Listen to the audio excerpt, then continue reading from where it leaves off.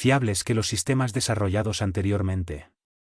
Jules y Maggie Archfischbach establecieron contactos en 1987, los que les permitieron hacer preguntas técnicas a los seres de la post-vida, cuyas cuidadosamente consideradas respuestas fueron recibidas por medio de impresoras de alta velocidad. También en 1987 recibieron secuencias de imágenes de buena calidad por la TV, ver Psychic News de 25 de febrero de 1995. A lo largo de 1993, el equipo de investigación de la post-vida pudo acceder a los discos duros de los ordenadores y dejar detalladas imágenes digitalizadas, así como varias páginas de texto en los ordenadores. Las imágenes tenían mucho mayor detalle y mucha menor distorsión que las videoimágenes. Los investigadores pudieron hacer preguntas directas a sus homólogos del plano espiritual y recibir respuestas por teléfono, radio, TV, ordenador o fax, Cubris y MASI 1995-14. La primera imagen en TV a color de una entidad espiritual fue recibida en octubre de 1955 por medio de un contacto por ordenador, cuando un investigador alemán se despertó sintiendo instintivamente la necesidad de hacer un experimento con su aparato de TV. Estaba acostumbrado a recibir videoimágenes en su aparato de TV monocromático, BIN, pero solo cuando sus colegas del plano espiritual se lo notificaban por teléfono con antelación. Esta vez el investigador encendió su TV a color y orientó su videocámara hacia la pantalla. En ese instante apareció en la pantalla una imagen del pionero sueco en TCI Friedrich Jürgensen, fallecido en 1987, la que duró 24 segundos. Al oír un fuerte crujido proveniente de la habitación contigua, el investigador finalmente se levantó para averiguar de dónde procedía dicho ruido, después de intentar infructuosamente contactar de nuevo con la imagen del televisor. Al entrar en la habitación descubrió que su ordenador había sido encendido paranormalmente y encontró en la pantalla del monitor un mensaje dactilografiado proveniente de Jürgensen. Avance inesperado inglés. Judith Chisholm, fundadora de la Sociedad de FVE y Transcomunicación para Irlanda y Reino Unido, EVP-IAM, Transcommunication Society for the United Kingdom and Ireland, http://www.sichiworld.net/eb3.htm, afirma que un enorme avance inesperado para ella les llegó con la adquisición de una grabadora digital la que, por su naturaleza, no puede grabar transmisiones extrañas. Afirma que ahora pueden grabar a voluntad conversaciones en dos direcciones con los muertos, incluyendo a su hijo y a un colega amigo, que fallecieron en 1986. En su libro que tiene en preparación relata que cuando ella no encuentra tiempo para grabar, los espíritus la buscan por medio de su máquina mensajera y teléfono digital. ¿Puede cualquiera contactar usando la TCI? Mientras que, literalmente hay decenas de miles de liderados por el Dr. Roberto Landel de Moura, uno de los primeros pioneros de la radio.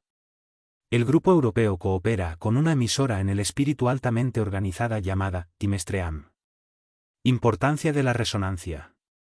Todos los experimentadores que trabajan en TCI atestiguan que la importancia de la armonía, unidad, motivación altruista y ausencia de ego, así como de un deseo apasionado por hacer contacto, y un constante recuerdo favorable de la persona fallecida con quien hubo una fuerte atracción emocional. Milagros en la tormenta. Mark Massey ha sido una figura clave en el mundo de la TCI, documentando los resultados de los receptores más prolíficos de la TCI en ambos lados del Atlántico y obteniendo los primeros contactos significativos en los Estados Unidos. En la actualidad, afirma estar experimentando milagros en su laboratorio, incluyendo imágenes en color de los seres espirituales con fiabilidad y estableciendo mejoras constantes en los contactos por radio. Su libro Milagros en la tormenta da los detalles de su trabajo. Capítulo 5. Los experimentos de Scolle prueban la existencia de la post-vida, para el escéptico de mentalidad abierta, la evidencia acumulada por los experimentadores de Scolle y del equipo de la post-vida en más de 500 reuniones durante un periodo de más de 4 años demuestra irrefutablemente la existencia de la post-vida. Muchos consideran que los recientes experimentos de Scolle sobre la post-vida son los más grandiosos que han sido llevados a cabo en el mundo occidental. Victor Summit. Scolle es una villa situada en el condado de Norfolk, Inglaterra. Usándola como base, varios experimentadores del grupo Scolle, incluyendo los mediums Robin y Sandra Foy, así como Alan y Diana Bennett, produjeron evidencias brillantes para los experimentos sobre la post-vida realizados en Inglaterra, Estados Unidos, Irlanda y España.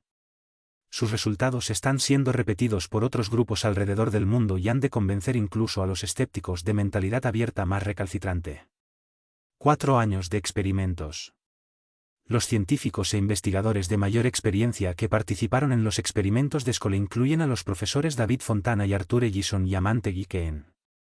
Por supuesto, durante los 4 años hubo muchos otros que asistieron como científicos de categoría y como invitados a los experimentos reales: el Dr. Hans Scher, un abogado, el Dr. Ernst Schenkausk, Pirseget, Kate M. C. King Roberts, el Dr. Rupert Sheldrake, el profesor Iver Graten Guinness, todos ellos con respaldo científico o de otra índole y otros testigos altamente acreditados, con años de experiencia tratando con lo paranormal. Los científicos de la NASA envueltos. Las sesiones en los Estados Unidos también fueron atendidas por un número de científicos de mucha experiencia de la Agencia Espacial NASA y otros del Instituto de Ciencias Noéticas cerca de San Francisco, así como representantes de la Universidad de Stanford. Grant y Jane Solomon, que escribió un libro sobre los experimentos, informaron que 15 miembros de NASA habían formado su propio grupo psíquico para continuar comunicándose con las entidades de la post-vida. Solomon 1999. Un asunto a tener en cuenta por el lector es que durante los experimentos, el equipo de espíritus, operando del lado de la post-vida, expresamente afirmó que eran ellos quienes estaban causando los fenómenos psíquicos. Esto lo dijeron para eliminar la sospecha de que fuesen ocasionados por la superpes, percepción extrasensorial, y otras relevancias abstractas como explicación de los efectos Cole. Los miembros del equipo en el espíritu se identificaron y ocasionalmente hubo observadores individuales del mismo lado, tales como Ellen Duncan, quien en vida había sido una medium altamente dotada. El informe Scole. Hay un informe de la Sociedad para la Investigación Psíquica, SPR, disponible. Un resumen del informe de 300 páginas que da validez a los fenómenos puede encontrarse en su cibernético. De acuerdo con Mantegui Keen, hablando en representación de los 3 investigadores que escribieron el informe, dijo: ninguno de nuestros críticos ha podido señalar un solo ejemplo de fraude o engaño. Keen y Ellison 1999. El grupo empezó con 2 médiums entregando mensajes provenientes del grupo no físico. Muchos de estos mensajes contenían información personal que nadie más podía saber. Voces, toques físicos y materializaciones. Pronto, los mensajes llegaron en forma de voces que podían ser escuchadas por todos los que estaban en la habitación. Muchos de los experimentadores sintieron toques físicos y vieron cómo una mesa levitaba. Entonces sucedió la materialización real de personas y objetos. Más de 50 objetos pequeños fueron materializados, incluyendo un collar de plata, una moneda con la efigie de Churchill, una bola pequeña de cuarzo de color rosado, un centavo inglés de 1940, una pieza de un franco de 1928, un dije de plata del Green Viper, una copia original del Daily Mail de 1 de abril de 1944, una copia original del Daily Express de 28 de mayo de 1945 y muchas otras cosas más. Imágenes impresas en película y en vídeo. Experimentos fotográficos interesantes fueron iniciados. Aparecieron impresas imágenes en rollos de película no abiertos y que previamente habían sido encerrados en una caja con llave. Estas imágenes incluían fotos reales de personas y lugares, algunas veces pertenecientes al pasado, y varios versos y dibujos en una tonalidad oscura que llevaron tiempo en ser descifrados. Hubo también fotos de otras dimensiones y de los seres que las habitan, y de forma casual las videocámaras lograron grabar imágenes de desencarnados. Luces psíquicas. Uno de los fenómenos más espectaculares de los experimentos de Scole fue el de las luces físicas materializadas que giraron dentro de la habitación haciendo toda clase de piruetas. En ocasiones, de estas luces se desprendían rayos y estos atravesaban objetos sólidos. Cuando los rayos tocaban a alguien brevemente sentían una sensación agradable, y cuando la proyección era prolongada y atravesaban el cuerpo, si estaba enfermo, sanaba. La velocidad de las diferentes configuraciones y otros fenómenos sucedidos detrás de las luces fueron siempre abrumadores, especialmente porque todos los testigos aseguraron que era imposible que las luces pudieran haber sido manipuladas fraudulentamente. Todos estos fenómenos fueron acompañados de repentinas caídas de temperatura. He aquí como Pirseget, uno de los testigos oculares, describió la luz: era una bolita de luz blanca que se movía en la habitación en todas direcciones, a veces a gran velocidad, dejando un rastro luminoso tras de sí, por persistencia de la visión. A veces la luz se detenía en el aire, y entonces tocaba a algunos de los presentes dándoles suaves calambres eléctricos. Según otros testigos oculares, lo que normalmente era un punto luminoso a veces, se disparaba a gran velocidad y ejecutaba danzas elaboradas, incluyendo círculos perfectos realizados a gran velocidad y con una precisión no realizable por personas físicas. Se posaba sobre las manos extendidas y saltaba de una a otra. Entraba en un objeto de cristal y allí permanecía como un punto luminoso, moviéndose dentro del mismo. Tomaba contacto con la superficie de una mesa con un golpecito de sonido agudo, o con el vidrio de una cúpula o plato produciendo un silbido característico, lo que hacía repetidamente permaneciendo visible como un punto de luz muy bien definido. Daba respuesta a peticiones de los presentes, tales como iluminar e irradiar partes de los cuerpos de los testigos que allí se encontraban. Se movía al ritmo de la música grabada en una cinta magnetofónica. Producía destellos en un área de unos 3 metros de distancia del grupo sentado alrededor de una mesa. En una habitación grande, esta prueba se realizó en España. Ejecutaba varios bombardeos sobre la superficie de la mesa, golpeándola visible y audiblemente, pareciendo como que emergía de debajo de la mesa. Esta prueba se realizó en Los Ángeles, Estados Unidos. Cambiaba de forma, desde un punto luminoso a una radiación luminosa generalizada, y se movía a gran velocidad describiendo a veces perfectas formas geométricas a una distancia de unos 60 centímetros del rostro de los presentes, pero sin hacer ruido y sin crear ningún movimiento perceptible en el aire. Testimonio de un mago maestro. Los escépticos pueden argumentar que tales efectos pueden ser producidos por los magos en los escenarios, usando largos cordones huecos de fibra de vidrio, proyectándoles luces de rayos láser a través de ellos. Esta opción fue recientemente considerada por James Webster, un mago profesional y miembro antiguo del Círculo de Magos, quien tiene más de 50 años de investigación psíquica. Asistió en 3 ocasiones a sesiones psíquicas del grupo Scole y publicó los correspondientes informes. Su conclusión fue claramente reflejada en una carta reciente enviada al periódico inglés Mundo Psíquico, junio de 2001. En ella decía, entre otras cosas: no descubrí ninguna señal de trampa, y en mi opinión, estas, tampoco eran posibles por el tipo de fenómenos observados, bajo las condiciones aplicadas. Kingsley Farbry. Hubo muchas revelaciones importantes durante los años que duraron los experimentos de Scole, pero uno que encuentro particularmente interesante fue el de un miembro del equipo en el espíritu llamado Kingsley Farbry. La información dada por el equipo en el espíritu decía que Farbry nació en África del Sur, se educó en Oxford, Inglaterra y después se trasladó a Australia. Allí fundó las escuelas del campo Farbry, para enseñar sus conocimientos a los niños de familias económicamente menos favorecidas. Desafortunadamente, él no tenía buena salud y murió joven. El grupo Scole trató de investigar y publicó lo que conocía al respecto en el boletín de Scole solicitando ayuda. Como resultado de esto, consiguieron contactar con una pariente de Kingsley que todavía vivía en Australia. Cuando el grupo Scole le envió copia de una foto materializada de la post-vida, ella confirmó la exactitud de la información diciendo que la fotografía tenía un parecido excelente con Kingsley Farbry y diciendo que había sido su padre. Capítulo 6. La fórmula de Einstein y la materialización. Los grandes espíritus siempre han encontrado oposición por parte de mentes mediocres. Profesor Alberto Einstein. Ha habido millares de apariciones de personas a través de la historia de la humanidad, muchas de ellas mencionadas en la Biblia y aún antes, como se relata de Jesús apareciendo y desapareciendo frente a una muchedumbre. La aparición y desaparición de personas y cosas los investigadores le llaman materialización y desmaterialización.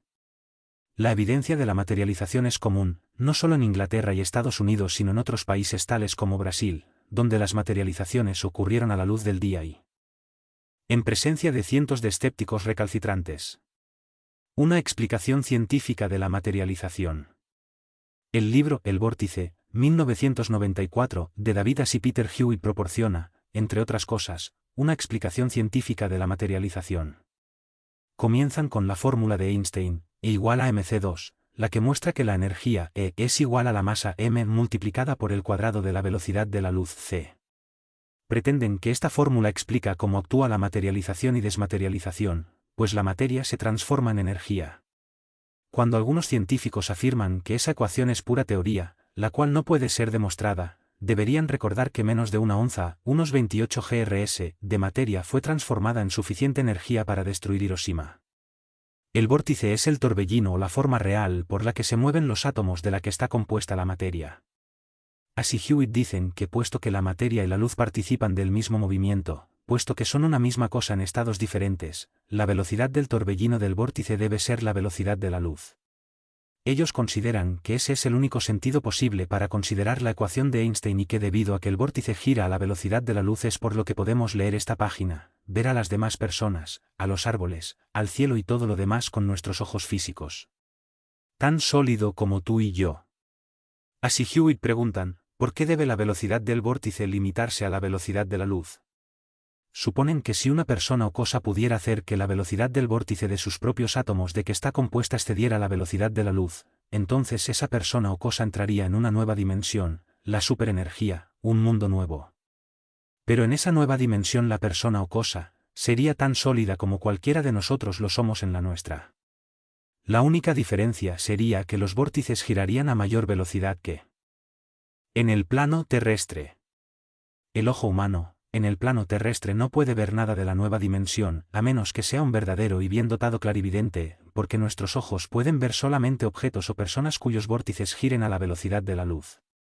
Por esta razón, una persona o cosa en el estado superenergético podrá penetrar a través de una pared de ladrillos en esta dimensión.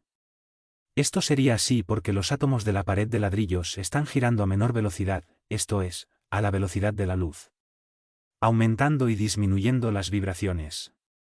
Una posible explicación científica de la materialización es que los vórtices de los átomos de los espíritus giran más rápidamente que la velocidad de la luz y no pueden ser vistos por nuestros ojos físicos. Pero ciertas energías hacen que los vórtices de los átomos del cuerpo del espíritu disminuyan su velocidad hasta la de la luz. Cuando esto sucede, el espíritu se hace visible y tangible a nuestros sentidos físicos. 1. Por otra parte, cuando el espíritu quiere desmaterializarse, la velocidad de los vórtices de sus átomos aumenta y ya no podrá ser visto por nuestros ojos físicos, desapareciendo en otra dimensión. 1. Basado en esta hipótesis, sería razonable suponer que cuando los espíritus solo son visibles, pero no tangibles, o lo son solo parcialmente, sería a causa de una velocidad de los vórtices de los espíritus cercana a la de la luz, pero más o menos aún superior a esta. Nota del corrector, así Hewitt, a esta materialización la llaman transustanciación para reflejar el cambio en la sustancia, pero no en la forma del vórtice. La transustanciación no cambiaría la estructura atómica ni molecular del cuerpo. A través de la transustantación una inteligencia, un cuerpo etérico, un espíritu en la vida póstuma, o un objeto, se pueden materializar o desmaterializar, pero así Hewitt señalan apropiadamente que la desmaterialización no significa disolución. Son solo la aceleración o desaceleración de los vórtices de los átomos las que explican las apariciones históricas donde antes no se veía nada y la desaparición de una persona frente a nuestros ojos. Así Hewitt dan muchos ejemplos de materializaciones y desmaterializaciones bien documentadas. La materialización es coincidente con el argumento de que la vida continúa después de la muerte física. En el capítulo 10 se hace un estudio más detallado de la materialización al estudiar a la medium Rebelli, la cual tuvo lugar en presencia de científicos y de cientos de personas en general, a pleno día, en Brasil. Capítulo 7. Otros experimentos en los laboratorios psíquicos me atacan dos sectas opuestas, la de los científicos y la de los que no saben nada. Ambas se ríen de mí llamándome el maestro de danza de las ranas. A pesar de eso sé que he descubierto una de las grandes fuerzas de la naturaleza. Galvani, el descubridor de la electricidad. Los experimentos en laboratorio de fenómenos psíquicos han sido realizados durante más de 100 años y cada día continúa aumentando la voluminosa evidencia objetiva de la existencia de vida póstuma. Los resultados más impresionantes y convincentes han sido conseguidos con experimentos controlados en los que se obtuvo la máxima cooperación entre inteligencias de esta dimensión y de la vida póstuma. Nos proponemos dar aquí los detalles de solo unos pocos experimentos. El primero de una larga fila de científicos eminentes. Uno de los primeros científicos eminentes en llevar a cabo tales investigaciones fue Sir William Crookes quien, entre otras cosas, investigó la mediumnidad de Daniel Dehaene. Sir William Crookes es uno de los más grandes científicos que han existido, y especialmente en esta materia. Fue colmado de honras por muchos países, como Inglaterra, Estados Unidos, Escocia, Alemania, Francia, Italia, África del Sur, Holanda, México y Suecia. La contribución a la ciencia realizada por un solo individuo no tiene paralelo en su época ni en los tiempos modernos. Sir William era un escéptico antes de ser escogido entre por los escépticos ingleses para investigar los fenómenos psíquicos, con la intención de desacreditarlos. Crookes 1871. Fue también un hombre de enorme integridad, de extremada alta inteligencia e independencia intelectual inquebrantable.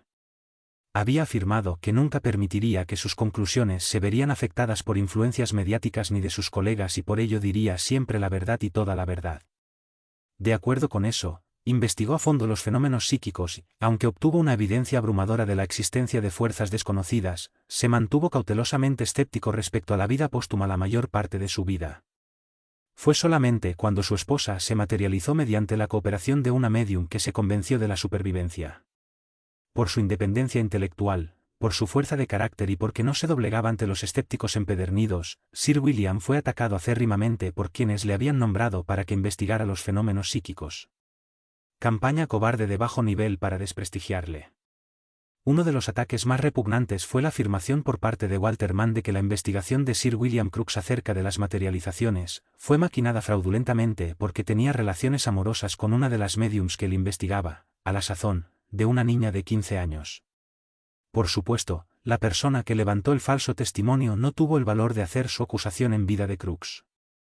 Ese cobarde escéptico inglés esperó hasta su muerte para hacer estas acusaciones tan bajas y atacar su memoria.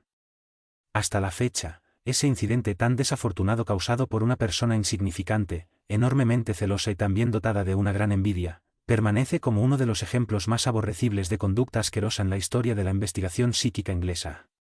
Aquellos que por motivación material se han convertido en víctimas inocentes de maestros materialistas y están repitiendo la falsificación deliberada de Walter Mann contra Sir William, algún día se retractarán de su tramposa campaña de tan bajo nivel.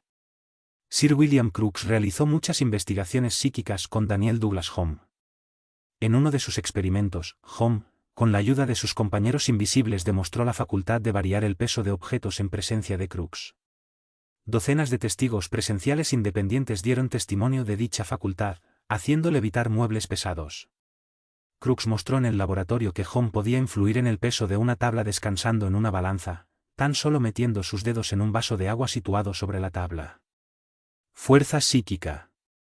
Crookes llegó a la conclusión de que había descubierto una nueva fuerza, a la que dio el nombre de psíquica. Notó que esta fuerza o poder era muy variable, y que, a veces, desaparecía totalmente. Se necesitaba de una investigación paciente y esmerada. Se guardaba de especular sobre la naturaleza de esa fuerza y apeló a sus colegas científicos para que le ayudaran a investigarla. Crookes 1874-17. En otro experimento cuidadosamente preparado, un acordeón que Crookes había comprado, tocó por sí solo estando presente Home.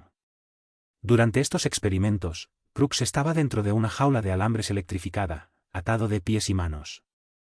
Crookes y dos de los testigos presentes afirmaron que vieron cómo el acordeón flotaba dentro de la jaula sin soporte aparente. Crookes 1874-14.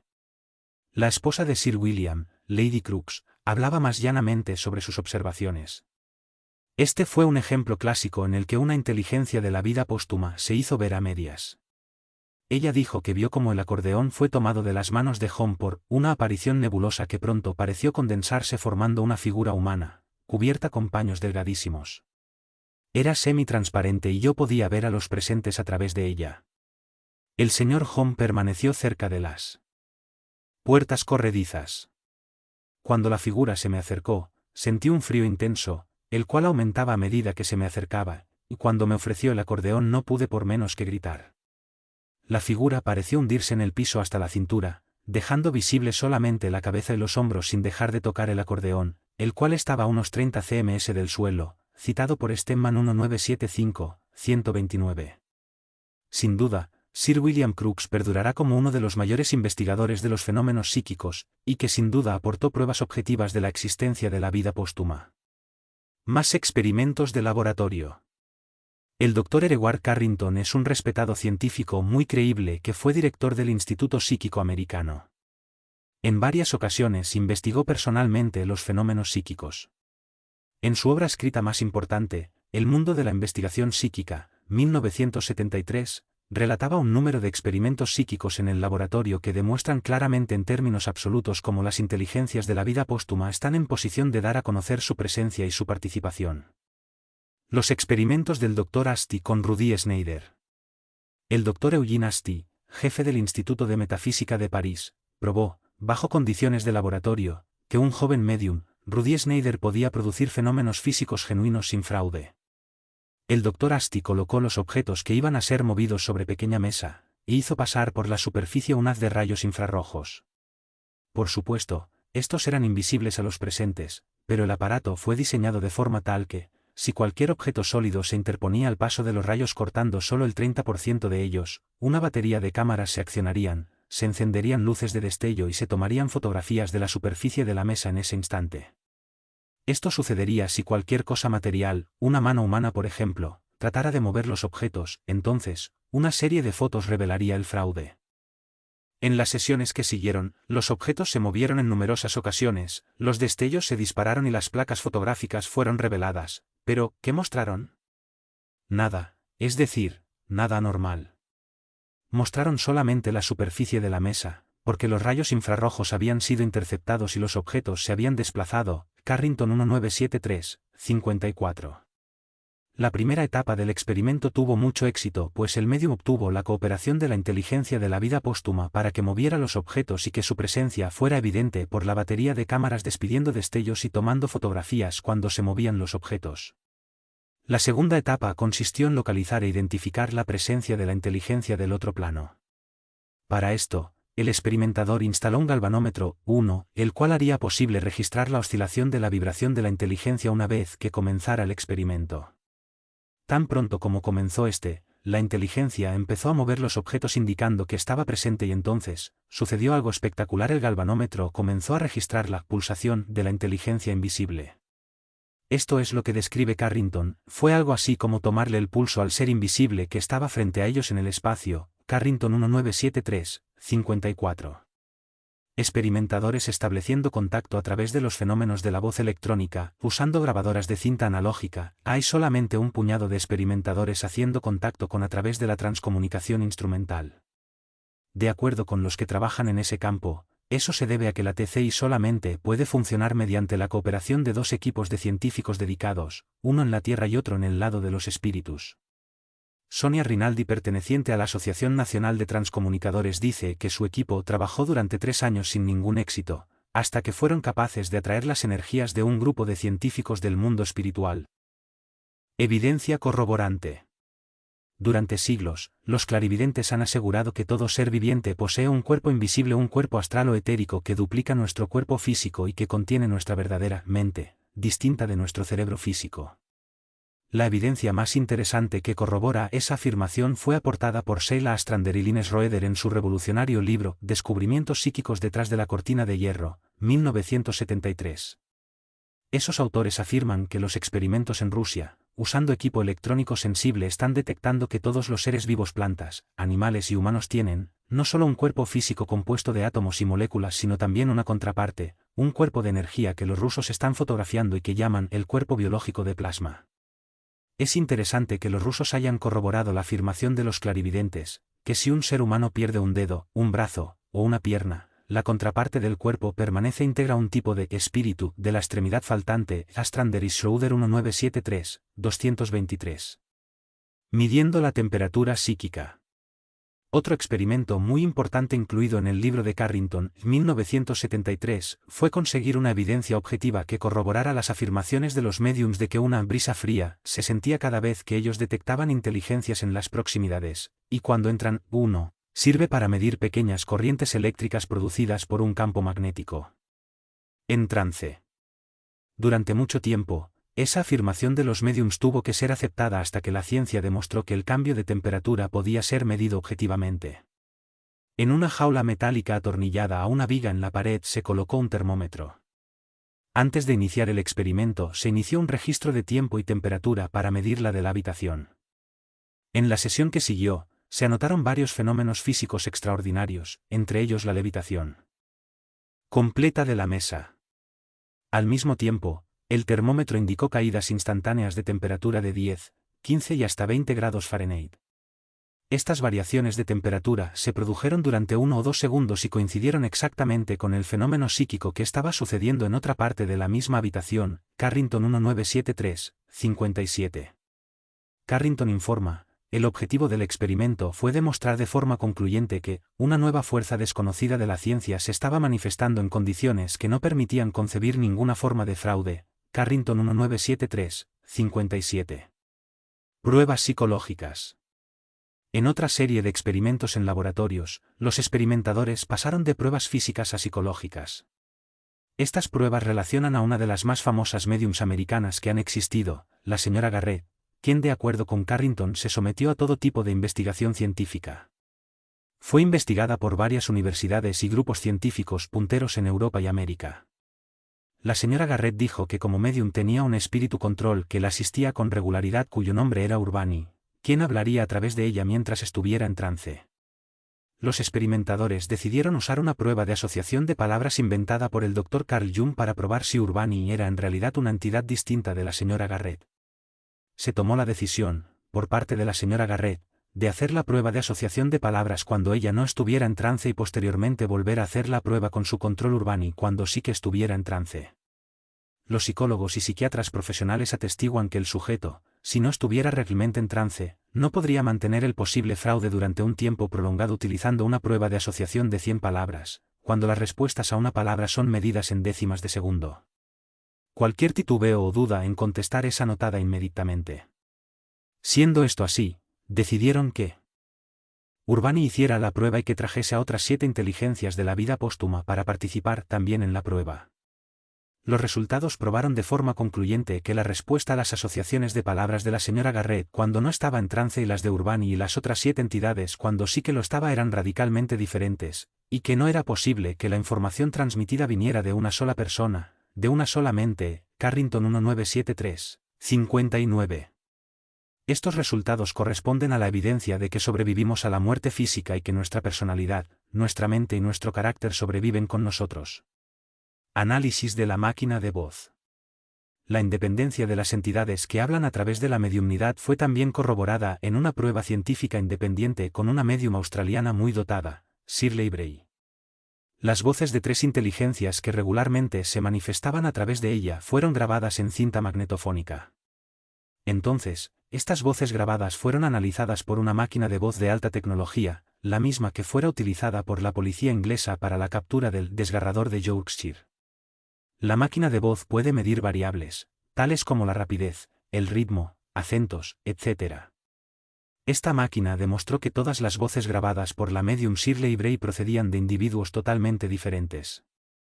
Los científicos afirmaron en términos rotundos que, puesto que la máquina registra el patrón de respiración de la persona mientras habla, no sería posible para una misma persona producir las 3 voces en la cinta. Esto es debido a que el patrón de vibración de cada individuo es como una huella dactilar diferente para cada persona. Bray 1990, 15. Análisis EEG.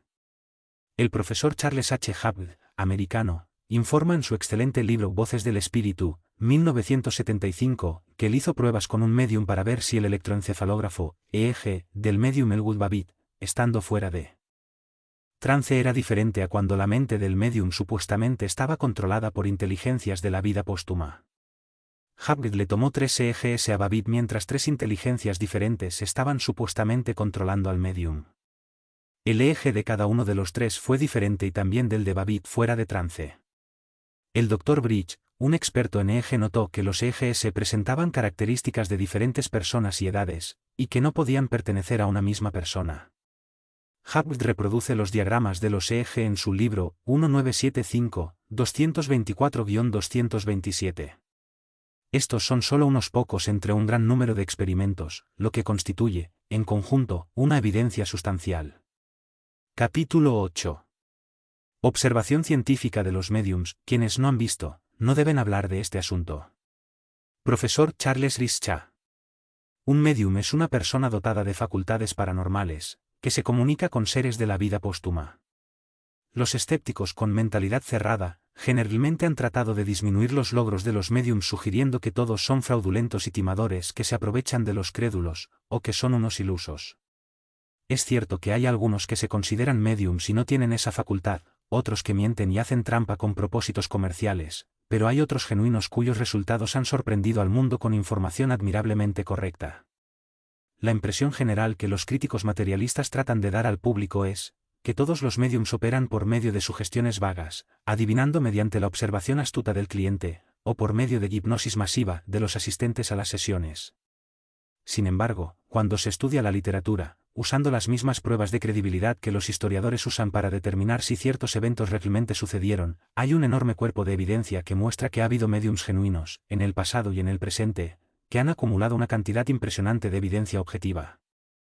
De la supervivencia de la personalidad individual. Muchos tipos de médiums.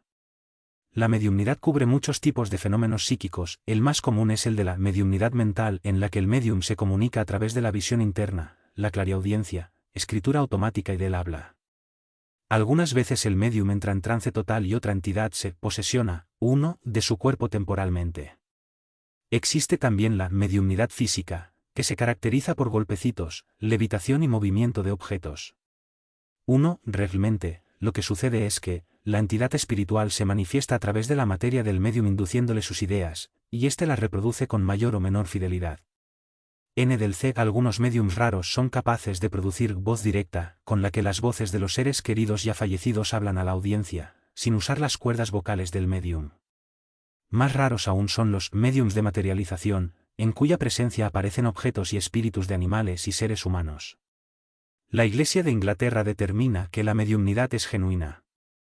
John G. Fuller, un respetado periodista que investigó la evidencia de la mediumnidad, señala el problema creado por su gigantesco volumen. Al examinarla, es tan persuasiva que apunta a la conclusión racional de que la vida es continua, y que la comunicación con inteligencias del plano espiritual es posible.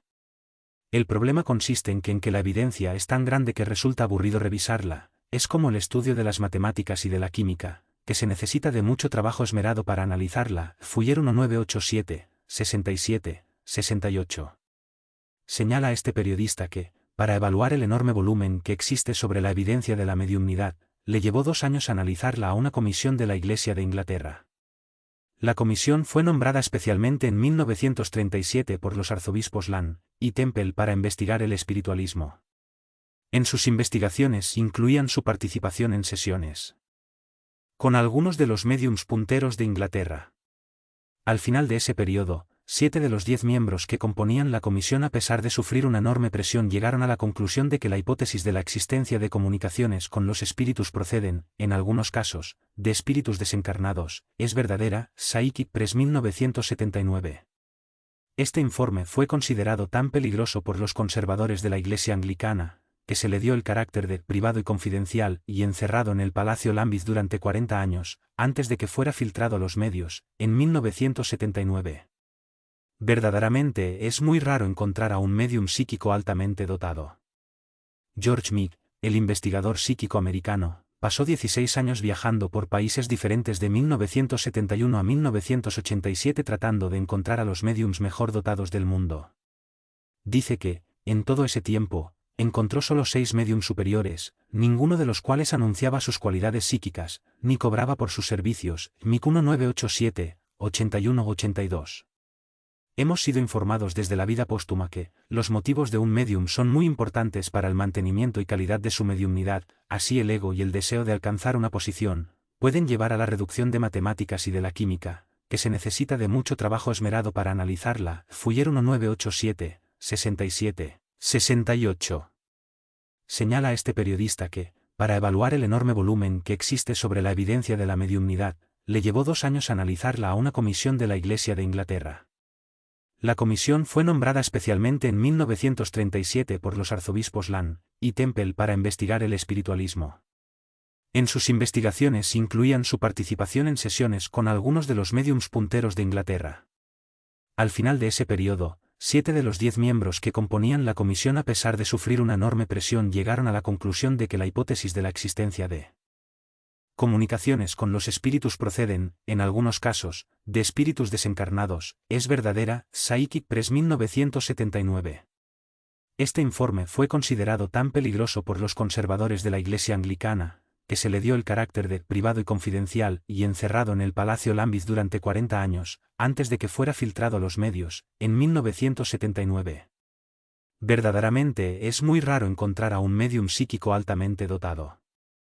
George Mead, el investigador psíquico americano, pasó 16 años viajando por países diferentes de 1971 a 1987 tratando de encontrar a los médiums mejor dotados del mundo.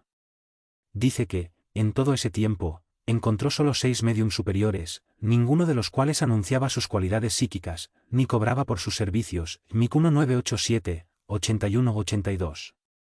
Hemos sido informados desde la vida póstuma que, los motivos de un médium son muy importantes para el mantenimiento y calidad de su mediumnidad, así el ego y el deseo de alcanzar una posición, pueden llevar a la reducción de dos madres inglesas.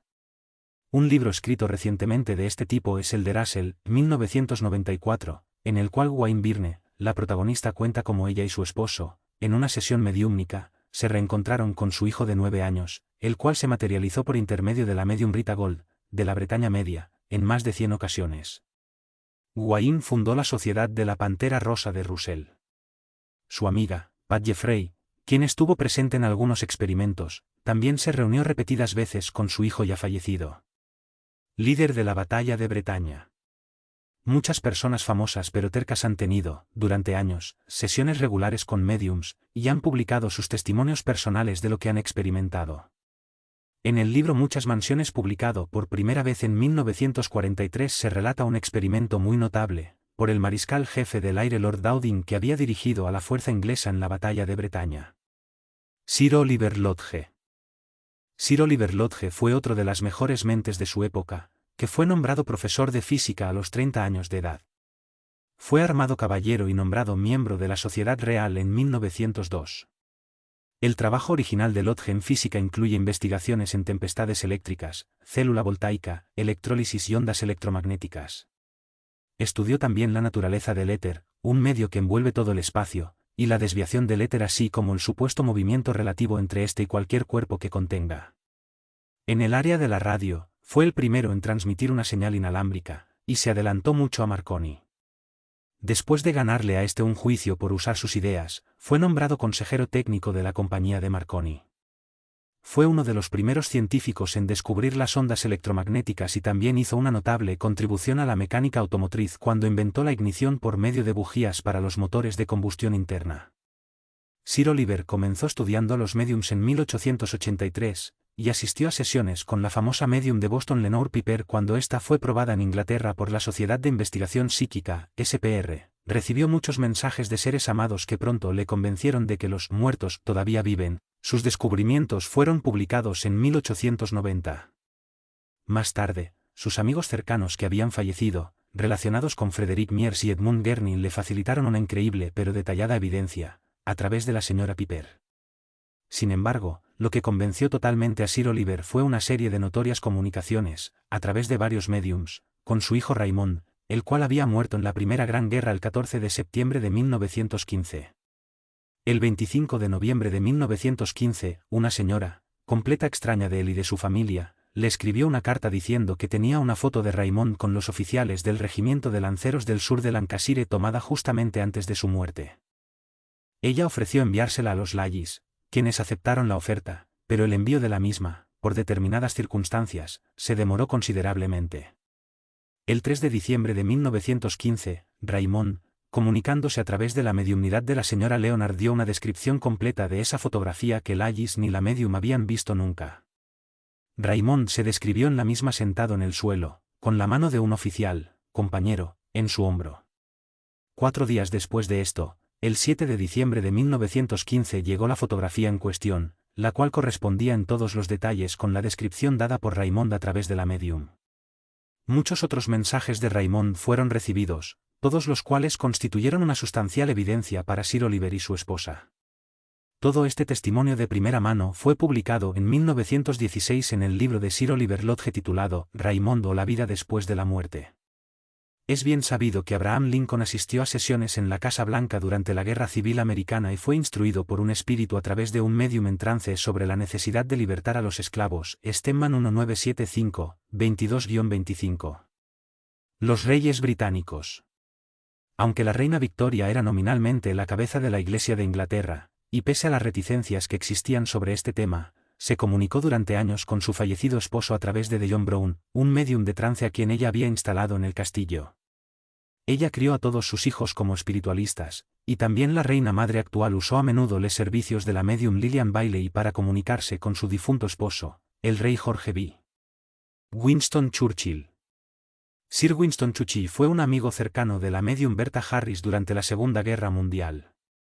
Berta Harris hizo muchas visitas dominicales al número 10 de la calle Downing durante la guerra, y en una de ellas le fue predicho el ataque a Pearl Harbor 6 meses antes de que sucediera. Mic. 1973-140. El general Charles de Gaulle también la consultó a la misma medium con regularidad, después de que Churchill se la presentara cuando estuvo en Inglaterra, durante la guerra. Mic 1973-140. Sintió desmayarse de la impresión recibida cuando se enteró que la medium de materialización Ellen Duncan fue encarcelada durante la guerra por la práctica mediúmnica, y cuando la visitó le prometió legalizar esta práctica tan pronto como pudiese. Ver en el capítulo 11 para mayor detalle. Sesiones en el Vaticano. De acuerdo con el relato de Arthur Findlay, en el Vaticano han tenido sesiones para tratar de contactar con los espíritus. En el libro Mirando hacia atrás, 1955, nos dice cómo en Roma, en 1934, habló frente a una gran audiencia en la que estaba incluida varios altos dignatarios de la Iglesia Católica. Después de una reunión, cuenta que le dijeron que se habían realizado anteriormente varias reuniones mediúmnicas en el Vaticano, pero que el Papa Pío XI era mal participante, y que se obtenían mucho mejores resultados cuando él no estaba presente. Findlay 1955-350. Una buena cantidad de médiums ha cooperado con investigaciones psíquicas para demostrar sus facultades, en la que los asistentes eran hostiles, lo que, en ocasiones, a un gran costo personal, puesto que los médiums son, por su naturaleza, gente de sensibilidad altamente desarrollada. Como ya fue mencionado, la Iglesia de Inglaterra realizó un estudio durante 2 años sobre la mediumnidad, en Bretaña en los 1930s. Sus representantes oficiales realizaron sesiones con algunos de los mejores médiums existentes y llegaron a la conclusión de que había abundante evidencia, de que los buenos espíritus podían contactar a través de la mediumnidad y de la buena dirección recibida de ellos. Reto. Cualquiera que desee rechazar la existencia de la mediumnidad, debe tratar primero con la evidencia conseguida durante estos 2 años de estudio a través de algunos de los mejores médiums mencionados abajo. Recientemente, el profesor Gary Schwartz y otros colegas de la Universidad de Arizona llevaron a cabo una investigación detallada sobre la autenticidad de la mediumnidad. Schwartz 2001.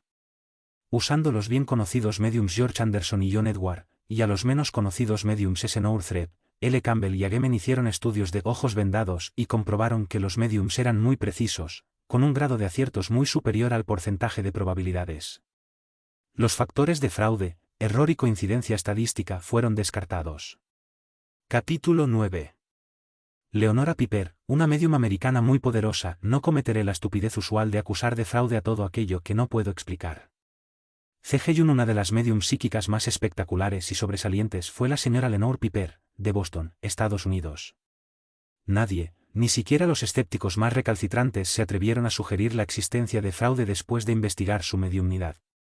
Primeramente, ella entraba en trance y después su control, una inteligencia de la vida póstuma llamada Dr. Pinuit, tomaba las riendas y comenzaba a dar mucha información que resultaba exacta, así como a transmitir mensajes de parte de algunos en la vida póstuma.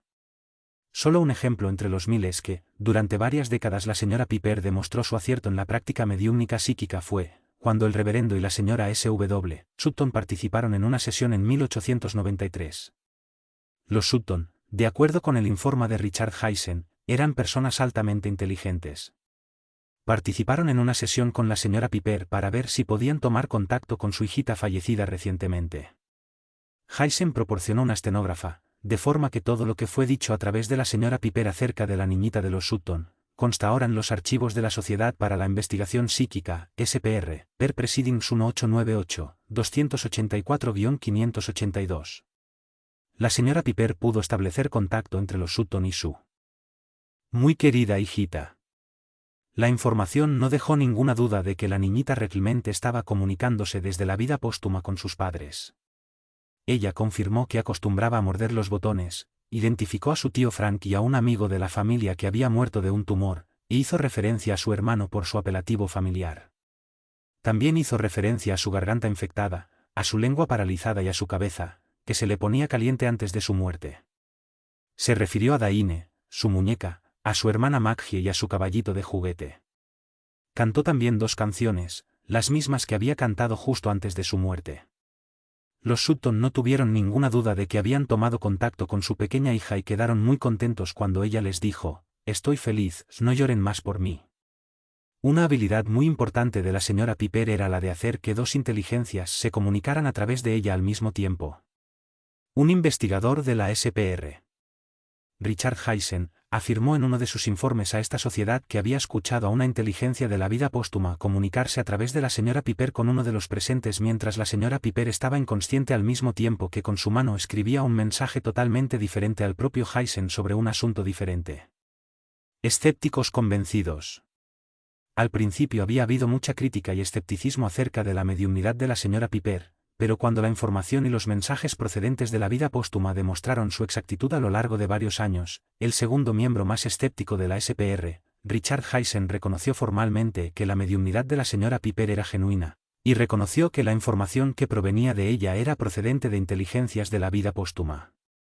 Los dirigentes de la SPR esperaban que Richard Hysen desacreditara a la señora Piper, de la misma forma que había tratado de desacreditar a todos los médiums conocidos, incluyendo a Madame Blavatsky y a Eusapia Palladito. Él había sido escogido especialmente por la SPR con esta finalidad, y fue enviado a investigar la mediumnidad de la señora Piper en sus etapas iniciales. Antes de empezar su investigación dijo que demostraría cómo ella usaba sus trucos con tanto éxito y la forma de obtener información previamente, por medios ordinarios, tales como preguntas por parte de sus cómplices. Tormenta investigada. Hysen contrató a investigadores privados para que la siguieran e informaran con quienes se reunía fuera de su casa, para que interceptaran su correspondencia, para que invitaran a participantes negativos a las sesiones y para que hicieran todo lo posible para demostrar que no era una medium genuina. A pesar de toda la oposición, obstrucción y controles, la información increíblemente exacta continuó fluyendo a través de esta medium. Hysen comenzó a argumentar que su control, el Dr. Pinuit, era una extensión de la mente de la señora Piper, con el argumento de que, puesto que el Dr. Pinuit no podía identificar quién había sido cuando vivió en la Tierra, no podía ser real y como no podía responder ciertas preguntas sobre filosofía, entonces no existía realmente. Pensó que la telepatía lo explicaba todo y por ello sus argumentos consistían en negar la existencia de la vida póstuma. Las limitaciones de Hysen. Está claro que las objeciones realizadas por Hysen no son técnicamente válidas. Los escritores sobre fenómenos psíquicos, incluso los contemporáneos, han sido muy entusiastas en escribir favorablemente acerca de lo que Hysen afirmó al principio sobre la medium, pero estos escritores repetidamente omitieron decir que él estaba bajo una gran presión por parte de los dirigentes de la SPR para que encontrara algo contra la medium. Omitieron que la presunción de fraude de Hysen era una variable deliberadamente extraña, incontrolada y negativa. Se olvidaron de hacer constar que la responsabilidad recaía sobre Hysen exclusivamente, para refutar técnicamente la evidencia producida por la señora Piper. Fallaron al no criticar a Hysen por no utilizar la ciencia para rechazar la vida póstuma.